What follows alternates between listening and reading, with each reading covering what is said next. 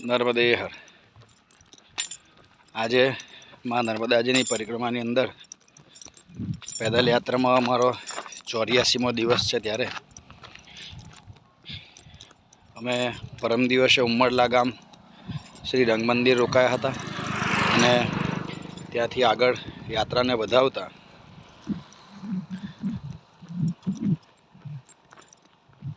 ઉમરલાથી રાજપારડીથી ઝઘડિયા, ગુમાનદેવ થઈ અને મુરડ થઈ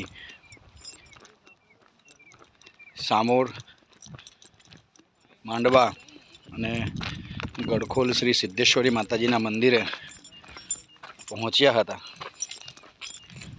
ઘણા દિવસથી વિડીયો નથી બનાવાયો, માટે આજે 84 દિવસના પૂર્ણ તૈયારી સાથે થયું કે એક વિડીયો બનાવી લઈએ.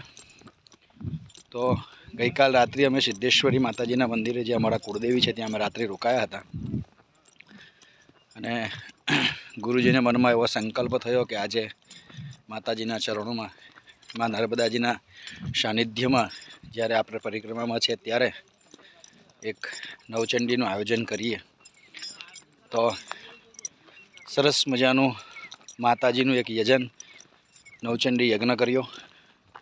ટૂંક જ સમયમાં સારા એવા ભૂદેવો પ્રાપ્ત થયા અને માતાજીની ગુણગાથા ગાવાનો જે અવસર મળ્યો પરિક્રમા દરમિયાન, એ સમયને કોઈ દિવસ ન ભૂલી શકીએ.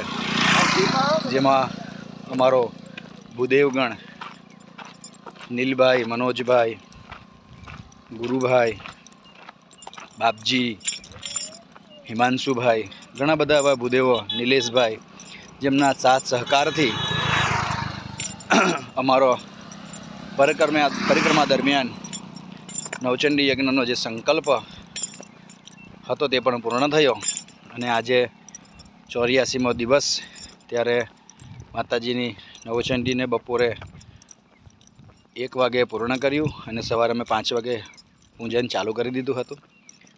પૂજન પૂર્ણ થયા પછી પ્રસાદી લઈ અમારી યાત્રાને આગળ વધાવતા રામકુંડ થઈ, બોઈદરા થઈ અને આજે રાત્રે અમે અડોલ ગામમાં અમિતભાઈને ત્યાં રોકાવાના છે. ત્યારે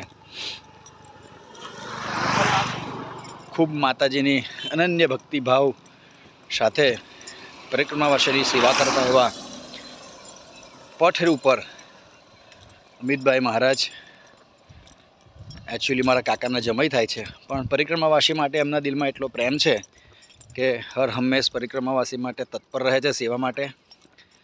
તો એમના ઘરની બાજુમાં મંદિર છે હનુમાનજીનું, ત્યાં અમારો આજે રાત્રિ રોકાણ છે. અને આવતીકાલે પરિક્રમાનો અમારો 85મો દિવસ છે. ત્યારે અમે જ્યાંથી અમારી પરિક્રમાની શરૂઆત કરી હતી, પ્રારંભ કર્યો હતો, દત્તાશ્રય આશ્રમ, ખરજગામ, પંડવાઈ રોડ, ત્યાં અમે પહોંચીશું. અને ત્યાં ભાવિનભાઈ આચાર્ય શ્રી